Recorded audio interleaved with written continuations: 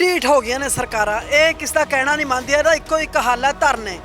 ਦਰੀ ਰਹਿ ਗਿਆ ਸਾਡੇ ਕੋਲ ਇੱਕੋ ਇੱਕ ਹੱਲ, ਜੋ ਕਿ ਅਸੀਂ 7 ਜਨਵਰੀ ਨੂੰ ਵਿਛਾ ਰਹੇ ਹਾਂ ਚੰਡੀਗੜ੍ਹ।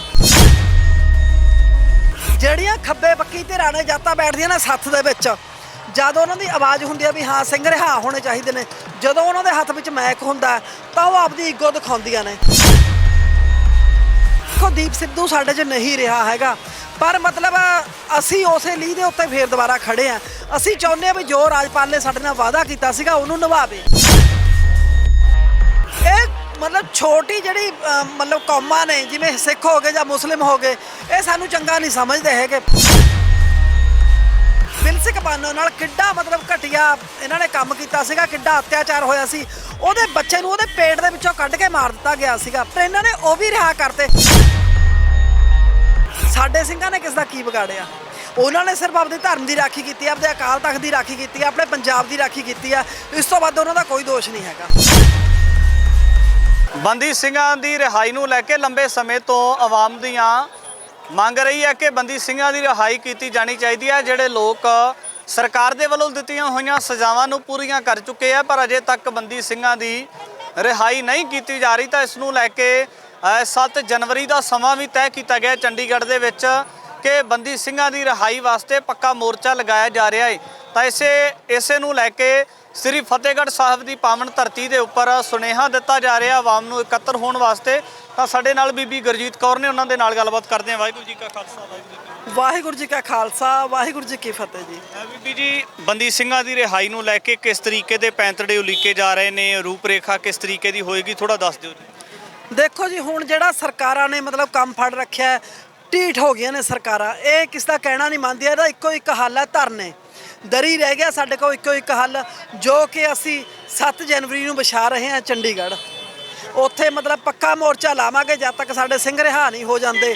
ਜਿਵੇਂ ਸਿੰਘੂ ਬਾਰਡਰ ਪੱਕਾ ਮੋਰਚਾ ਲਾਇਆ ਸੀ, ਉਸ ਤਰੀਕੇ ਨਾਲ ਪੱਕਾ ਮੋਰਚਾ ਅਸੀਂ ਚੰਡੀਗੜ੍ਹ ਲਾਉਣ ਜਾ ਰਹੇ ਹਾਂ। ਉਹਦੇ ਵਿੱਚ ਸਿੱਖ ਧਿਰਾਂ ਦੇ ਨਾਲ ਜਿਹੜੀਆਂ ਧਿਰਾਂ ਨੂੰ ਕਾਮਰੇਡੀ ਖੱਬੇ ਪੱਖੀ, ਪੰਜਾਬ ਦੀਆਂ ਖੱਬੇ ਪੱਖੀ ਧਿਰਾਂ ਕਿਹਾ ਜਾਂਦਾ ਹੈ, ਕਾਮਰੇਡੀ ਧਿਰਾਂ ਕਿਹਾ ਜਾਂਦਾ ਹੈ, ਜਾਂ ਹੋਰ ਵਰਗਾਂ ਦੇ ਲੋਕ ਨੇ।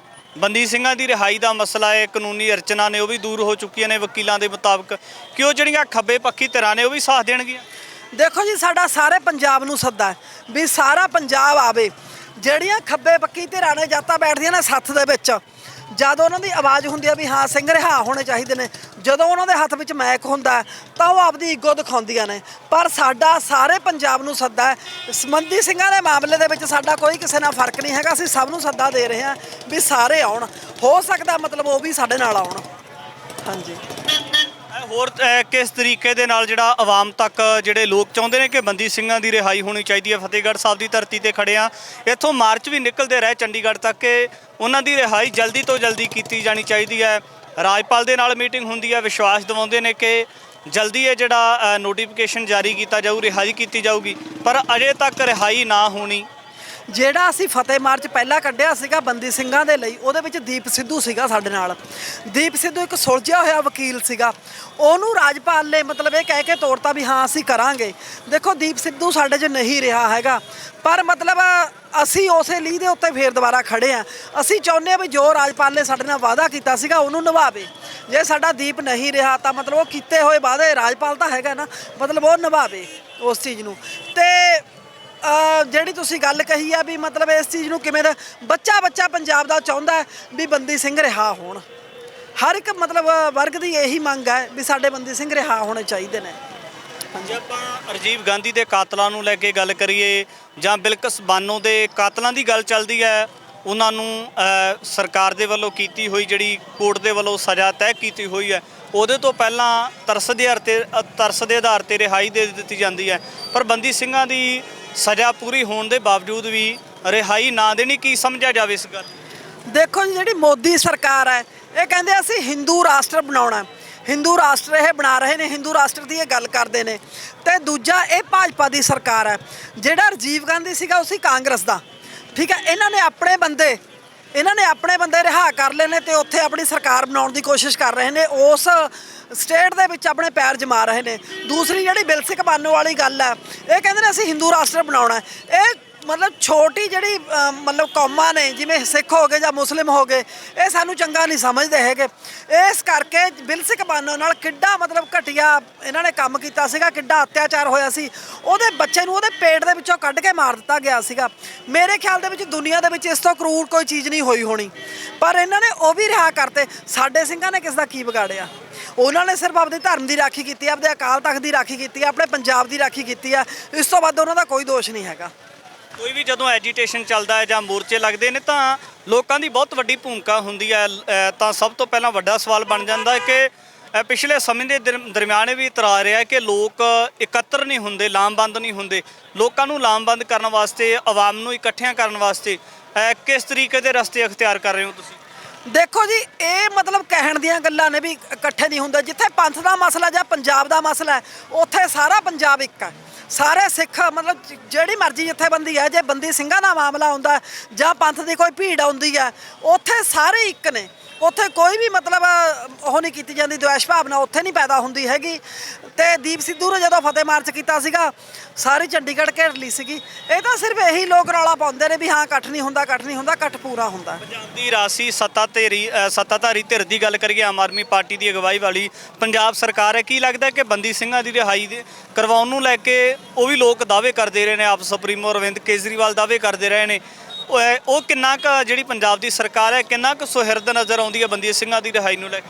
ਕੇਜਰੀਵਾਲ ਤਾਂ ਜੀ ਬੇਈਮਾਨ ਬੰਦਾ ਹੈ, ਠੀਕ ਹੈ। ਦਵਿੰਦਰਪਾਲ ਭੁੱਲਰ ਸਾਰੇ ਪਾਸਿਓਂ ਰਿਹਾ ਹੋ ਚੁੱਕਿਆ, ਸਿਰਫ ਉਹਦੇ ਇੱਕ ਦਸਤਖਤਾਂ ਦੀ ਜ਼ਰੂਰਤ ਹੈ ਜਿਹੜੇ ਉਹਨੇ ਦਸਤਖਤ ਨਹੀਂ ਕੀਤੇ ਹੈਗੇ। ਜੋ ਇੱਕ ਸਾਈਨ ਕਰ ਦਿੰਦਾ ਤਾਂ ਸਾਡਾ ਦਵਿੰਦਰਪਾਲ ਭੁੱਲਰ ਬਾਹਰ ਆ ਜਾਊਗਾ, ਠੀਕ ਹੈ। ਇਹਨਾਂ ਦੇ ਕਹਿਣ ਦੀਆਂ ਕੁਝ ਹੋਰ ਨੇ ਤੇ ਕਰਨ ਦੀਆਂ ਕੁਝ ਹੋਰ ਨੇ। ਜਿਵੇਂ ਕਹਿੰਦੇ ਨੇ ਵੀ ਹਾਥੀ ਦਾ ਦੰਦ ਖਾਣ ਦੇ ਹੋਰ ਤੇ ਦਿਖਾਉਣ ਦੇ ਹੋਰ, ਉਹ ਕੰਮ ਇਹ ਸਰਕਾਰ ਫੜਿਆ ਹੋਇਆ।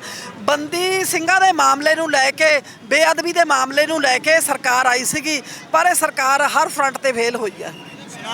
ਸੁਝਾਅ ਕੀ ਅਖੀਰ ਦੇ ਵਿੱਚ ਪੰਜਾਬ ਦੇ ਲੋਕਾਂ ਨੂੰ ਤੁਹਾਡੇ ਵੱਲੋਂ ਮੈਸੇਜ ਕੀ ਹੈ ਕਿ ਜਿਹੜਾ 7 ਜਨਵਰੀ ਨੂੰ ਮੋਰਚਾ ਲੱਗ ਰਿਹਾ ਉਹਦੇ ਬਾਬਤ ਕਿਸ ਤਰੀਕੇ ਦੇ ਸੁਨੇਹੇ ਭੇਜ ਰਹੇ ਹੋ ਤੁਸੀਂ? ਦੇਖੋ ਜੀ, ਮੇਰੇ ਸਾਰੇ ਪੰਜਾਬ ਦੇ, ਸਾਰੇ ਵਰਲਡ ਦੇ ਸਿੱਖਾਂ ਨੂੰ ਇਹ ਬੇਨਤੀ ਹੈ ਵੀ ਅਸੀਂ ਬੰਦੀ ਸਿੰਘਾਂ ਨੂੰ ਰਿਹਾ ਕਰਾਉਣ ਤੁਰ ਰਹੇ ਹਾਂ 7 ਜਨਵਰੀ ਨੂੰ। ਸਾਰੇ ਵੱਧ ਤੋਂ ਵੱਧ ਸਾਥ ਦਿਓ। ਜਦੋਂ ਤਾਂ ਸਾਡੀ ਜ਼ਮੀਨਾਂ ਤੇ ਬਣੀ ਸੀਗੀ, ਉਦੋਂ ਤੁਹਾਡੇ ਮਤਲਬ ਜਾਨ ਨਿਕਲਦੀ ਸੀਗੀ, ਤੁਸੀਂ ਤੁਰਦੇ ਸੀਗੇ। ਹੁਣ ਵੀ ਮੇਰੀ ਬੇਨਤੀ ਹੈ ਤੁਹਾਨੂੰ ਵੀ ਬੰਦੀ ਸਿੰਘਾਂ ਬਾਰੇ ਆਪਾਂ ਚੱਲੀਏ, ਜਿਨ੍ਹਾਂ ਨੇ ਸਾਡੇ ਪੰਜਾਬ ਬਾਰੇ ਸੋਚਿਆ, ਪੰਜਾਬ ਨੂੰ ਬਚਾਇਆ। ਜੇ ਬੇਅੰਤਾ ਬੁੱਚੜ ਨਾ ਮਰਦਾ ਤਾਂ ਮੇਰੇ ਖਿਆਲ ਦੇ ਵਿੱਚ ਪੰਜਾਬ ਦੇ ਵਿੱਚ ਕਿਸੇ ਘਰ ਦੇ ਵਿੱਚ ਦੀਵਾ ਨਾ ਜਗਦਾ, ਠੀਕ ਹੈ। ਮੇਰੀ ਬੇਨਤੀ ਹੈ ਪੰਜਾਬੀਆਂ ਨੂੰ, ਸਿੱਖਾਂ ਨੂੰ ਖਾਸ ਕਰ, ਪੂਰੇ ਸੰਸਾਰ 'ਚ ਵਸਦੇ ਸਿੱਖਾਂ ਨੂੰ ਬੇਨਤੀ ਹੈ ਵੀ ਸਾਥ ਦਿਓ ਤਾਂ ਜੋ ਆਪਾਂ ਬੰਦੀ ਸਿੰਘਾਂ ਨੂੰ ਰਿਹਾ ਕਰਵਾ ਸਕੀਏ। ਮਨਜੋਤ, ਕੀ ਕਹਿਣਾ ਚਾਹੋਗੇ? ਜਿਸ ਤਰੀਕੇ ਦੇ ਨਾਲ ਬੰਦੀ ਸਿੰਘਾਂ ਦੀ ਰਿਹਾਈ ਦੀ ਗੱਲ ਕੀਤੀ ਜਾਂਦੀ ਹੈ ਤਾਂ ਸਰਕਾਰਾਂ ਕਿਤੇ ਨਾ ਕਿਤੇ ਸੁਹਿਰਦ ਨਹੀਂ ਆਉਂਦਾ, ਤਾਂ ਸਾਹਿਬ ਇਸ ਬਾਰੇ ਕੀ ਖਿਆਲ ਰੱਖਦੇ ਹੋ? ਦੇਖੋ ਜੀ, ਅਸੀਂ ਲੋਕਾਂ ਨੂੰ ਪਹਿਲਾਂ ਹੀ ਕਿਹਾ ਸੀ, ਜਿਹੜੀ ਇਹਨਾਂ ਨੇ ਧਿਰ ਹੁਣ ਸੱਤਾ ਦੇ ਵਿੱਚ ਲਿਆ ਦਿੱਤੀ ਹੈ, ਅਸੀਂ ਪਹਿਲਾਂ ਹੀ ਇਸ ਬਾਰੇ ਜਾਗਰੂਕ ਕੀਤਾ ਸੀ ਲੋਕਾਂ ਨੂੰ ਕਿ ਭਾਈ ਇਹ ਕੇਜਰੀਵਾਲ ਉਹ ਆ ਜਿਹਨੇ ਤਾਂ ਦਿੱਲੀ ਦੇ ਵਿੱਚੋਂ ਨਹੀਂ ਸਾਨੂੰ ਮਨਜ਼ੂਰੀ ਦਿੱਤੀ ਸਾਡੇ ਪ੍ਰੋਫੈਸਰ ਸਾਹਿਬ ਨੂੰ ਰਿਹਾ ਕਰਾਉਣ ਦੇ ਲਈ, ਤੇ ਇੱਥੇ ਇਹ ਕੀ ਕਰ ਦੂਗਾ। ਤੇ ਹੋਰ ਜਿਹੜੇ ਇਹ ਵਾਅਦੇ ਕਰਕੇ ਆਇਆ ਸੀਗਾ ਬੇਅਦਬੀਆਂ ਦੇ ਮਸਲੇ ਜਾਂ ਬੰਦੀ ਸਿੰਘਾਂ ਦਾ ਜਿਹੜਾ ਇਹ ਮਸਲਾ ਸੀ, ਇਹਦੇ ਬਾਰੇ ਵੀ ਇਹਨੇ ਵਾਅਦੇ ਕੀਤੇ ਸੀ, ਤੇ ਕੀ ਇਹਨੇ ਉਹ ਪੂਰੇ ਕਰ ਦਿੱਤੇ? ਹੁਣ ਹਮੇਸ਼ਾ ਅੱਗੇ ਸਮਾਂ ਅੱਗੇ ਪਾ ਲੈਂਦਾ, ਹੋਰ ਦੇ ਦਿਓ ਸਮਾਂ, ਹੋਰ ਦੇ ਦਿਓ। ਇਹੀ ਇਹਨਾਂ ਦੇ ਡਰਾਮੇ ਚੱਲਦੇ ਰਹਿੰਦੇ ਨੇ। ਹਮੇਸ਼ਾ ਸਟੇਜ ਦੇ ਉੱਤੇ ਆ ਜਾਂਦੇ ਨੇ, ਕਦੇ ਮਾਫੀ ਤੱਕ ਨਹੀਂ ਮੰਗ ਕੇ ਜਾਂਦੇ। ਇਹ ਨਹੀਂ ਕਹਿੰਦੇ ਵੀ ਹਾਂ ਅਸੀਂ ਜਿੰਨੇ ਸਮਾਂ ਕਿਹਾ ਸੀ ਅਸੀਂ ਉਸ 'ਚ ਨਹੀਂ ਪੂਰੇ ਉਤਰ ਪਾਏ ਨਾ, ਸਾਨੂੰ ਮਾਫ ਕਰ ਦਿਓ। ਮਾਫੀ ਤੱਕ ਨਹੀਂ ਮੰਗ ਕੇ ਜਾਂਦੇ, ਅੱਗੋਂ ਹੋਰ ਡਰਾਮਾ ਰਚ ਜਾਂਦੇ ਨੇ ਕਿ ਹਾਂ ਸਾਨੂੰ ਹੋਰ ਸਮਾਂ ਦੇ ਦਿਓ। ਤੇ ਅਸੀਂ ਆਹ ਜਿਹੜੀ ਅੱਜ ਮਾਰਚ ਕੱਢ ਰਹੇ ਹਾਂ, ਇਹ ਅਸੀਂ ਬਸ ਇੱਕ ਸੰਕੇਤ ਹੀ ਦੇਣਾ ਚਾਹ ਰਹੇ ਹਾਂ ਇਹ ਬੋਲੀਆਂ ਸਰਕਾਰਾਂ ਨੂੰ ਕਿ ਭਾਈ ਅਸੀਂ ਖਾਲਸਾ ਪੰਥ ਦੇ ਵਾਰਸ ਹਾਂ। ਖਾਲਸੇ ਨੇ ਨਾ ਕਦੇ ਜ਼ੁਲਮ ਕਿਸੇ ਦਾ ਸਹਿਆ ਤੇ ਨਾ ਕਿਸੇ ਤੇ ਕੀਤਾ ਤੇ ਨਾ ਹੀ ਅੱਗੇ ਕਦੇ ਕਿਸੇ ਦਾ ਸਹਿਣਾ।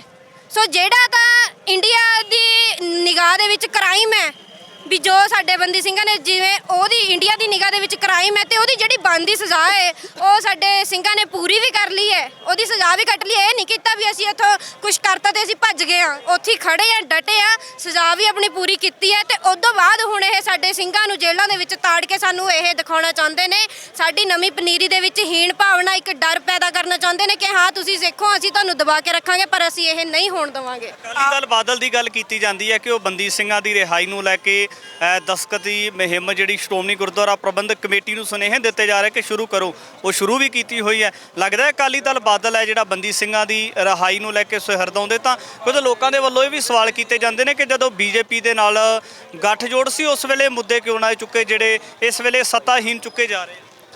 ਆਈ ਮੰਗ ਰਹੇ ਆ। ਸੋ ਮੈਨੂੰ ਲੱਗਦਾ ਇੱਥੋਂ ਤੁਹਾਨੂੰ ਪਤਾ ਲੱਗ ਗਿਆ ਹੋਣਾ ਕਿ ਉਹ ਕਿੰਨੇ ਕੁ ਸਹਿਰਦ ਨੇ। ਉਹਨਾਂ ਨੂੰ ਤਾਂ ਇਹ ਵੀ ਨਹੀਂ ਪਤਾ ਸੀ, ਜੋ ਮਤਲਬ ਉਹ ਆਪਣੇ ਨਾਲ ਸਮਰਥਕਾਂ ਨੂੰ ਲੈ ਕੇ ਆਏ ਸੀ ਵੀ ਹਾਂ ਤੁਸੀਂ ਇੱਥੇ ਗਾਓ, ਅਸੀਂ ਤੁਹਾਡੇ ਪਿੱਛੇ ਗਾਵਾਂਗੇ। ਉਹਨਾਂ ਨੂੰ ਤਾਂ ਇਹ ਨਹੀਂ ਸੀ ਪਤਾ ਉਹ ਗਾ ਕੀ ਰਹੇ ਨੇ ਤੇ ਉਹਨਾਂ ਨੇ ਪਿੱਛੇ ਰਿਪੀਟ ਕੀ ਕਰਨਾ, ਬਸ ਪਿੱਛੋਂ ਆਈ ਮੰਗ ਰਹੇ ਆ, ਬਸ ਆਹੀ ਗੱਲ ਆਉਂਦੀ ਸੀ ਸਾਹਮਣੇ, ਹੈ ਨਾ। ਤੇ ਹੁਣ ਦੇਖੋ ਇਹ ਕਿ ਕੋਈ ਦੱਸਣ ਵਾਲੀ ਲੋੜ ਨਹੀਂ ਹੈ ਵੀ ਇਹਨਾਂ ਨੇ ਨਾ, ਤੇ ਜਦੋਂ ਇਹ ਆਪ ਖੁਦ ਸੱਤਾ ਦੇ ਵਿੱਚ ਸੀਗੇ ਉਦੋਂ ਇਹਨਾਂ ਨੇ ਪੈਸਿਆਂ ਦੀ ਝਾਕ ਰੱਖੀ ਹੈ, ਲਾਲਚ ਰੱਖੇ ਨੇ, ਤੇ ਜੇ ਹੁਣ ਇਹ ਆਪੋਜੀਸ਼ਨ 'ਚ ਨੇ ਤਾਂ ਹੁਣ ਇਹ ਚਾਹੁੰਦੇ ਨੇ ਵੀ ਹਾਂ ਅਸੀਂ ਮਾੜੇ ਮੋਟੇ ਇਹੋ ਜਿਹੇ ਆਈ ਵਾਲੇ ਡਰਾਮੇ ਕਰ ਲਈਏ ਤਾਂ ਜੋ ਅਸੀਂ ਦੁਬਾਰਾ ਸੱਤਾ ਦੇ ਵਿੱਚ ਆ ਜਾਈਏ, ਹੈ ਨਾ। ਸੋ ਇਹ ਸਿਰਫ ਡਰਾਮੇ ਹੀ ਕਰਦੇ ਨੇ। ਇਹਨਾਂ ਨੇ ਜੇ ਇਹ ਖੁਦ ਸਹਿਰਦ ਹੁੰਦੇ ਤਾਂ ਆਪਦੇ ਸੱਤਾ ਦੇ ਟਾਈਮ ਹੀ ਇਹ ਰਿਹਾ ਕਰਵਾਉਂਦੇ। ਜਿਹੜਾ ਅਮਨ ਅਰੋੜਾ ਉਹ ਕਹਿ ਰਿਹਾ ਵੀ ਮਤਲਬ ਧਰਨੇ ਕਾਨੂੰਨ ਦੇ ਅਧੀਨ ਨਹੀਂ ਲੱਗਦੇ, ਕਾਨੂੰਨ ਦੇ ਤਾਂ ਇਹ ਤਾਂ ਸਹੀ ਗੱਲ ਆ ਵੀ ਮਤਲਬ ਧਰਨੇ ਕਦੇ ਕਾਨੂੰਨ ਦੇ ਅਧੀਨ ਨਹੀਂ ਲੱਗਦੇ। ਜੇ ਕਾਨੂੰਨ ਸਹੀ ਹੋਵੇ ਧਰਨੇ ਲਾਉਣ ਦੀ ਲੋੜ ਨਹੀਂ। ਬਾਕੀ ਅਮਨ ਅਰੋੜਾ ਨੂੰ ਮੈਂ ਇਹ ਗੱਲ ਦੱਸ ਦੇਣਾ ਚਾਹੁੰਦੀ ਆ ਵੀ ਜਿਹੜਾ ਤੁਹਾਡਾ ਕੇਜਰੀਵਾਲ ਸੁਪਰੀਮੋ ਜਿਹੜਾ ਤੁਸੀਂ ਬਣਾਇਆ ਹੋਇਆ ਉਹ ਵੀ ਧਰਨਿਆਂ 'ਚ ਉੱਗਿਆ ਹੋਇਆ ਲੀਡਰ ਹੈ। ਪਹਿਲਾਂ ਆਪਦੀ ਪੀੜ੍ਹੀ ਹੇਠ ਸੋਟਾ ਮਾਰੋ, ਦੂਜੇ ਨੂੰ ਫੇਰ ਕਹੋ ਤੁਸੀਂ। ਠੀਕ ਹੈ ਜੀ। ਮਨੁੱਖੀ ਹੱਕਾਂ ਦੀ ਗੱਲ ਕੀਤੀ ਜਾ ਰਹੀ ਹੈ ਪੰਜਾਬ ਦੇ ਲੋਕਾਂ ਦੇ ਵੱਲੋਂ ਕਿ ਬੰਦੀ ਸਿੰਘਾਂ ਦੀ ਰਿਹਾਈ ਕੀਤੀ ਜਾਣੀ ਚਾਹੀਦੀ ਹੈ। ਜਿਹੜੇ ਲੋਕ ਭਾਰਤ ਦੀ ਨਿਆਂ ਪ੍ਰਣਾਲੀ ਦੇ ਅਨੁਸਾਰ ਸਰਕਾਰ ਦੇ ਵੱਲੋਂ ਦਿੱਤੀਆਂ ਹੋਈਆਂ ਸਜ਼ਾਵਾਂ ਨੂੰ ਪੂਰੀਆਂ ਕਰ ਚੁੱਕੇ ਨੇ, ਤਾਂ ਆਉਣ ਵਾਲੇ ਦਿਨਾਂ ਦੇ ਵਿੱਚ ਬੰਦੀ ਸਿੰਘਾਂ ਦੀ ਰਿਹਾਈ ਨੂੰ ਲੈ ਕੇ ਜਿਹੜਾ ਲੱਗ ਰਿਹਾ ਮੋਰਚਾ ਦੀ ਰੂਪ ਰੇਖਾ ਕਿਸ ਤਰੀਕੇ ਦੀ ਹੋਵੇਗੀ, ਆਉਣ ਵਾਲੇ ਸਮੇਂ ਵਿੱਚ ਤਮਾਮ ਪੱਖ ਲੈ ਕੇ ਤੁਹਾਡੇ ਦਰਮਿਆਨ ਹਾਜ਼ਰ ਹੋਵਾਂਗਾ। ਧੰਨਵਾਦ।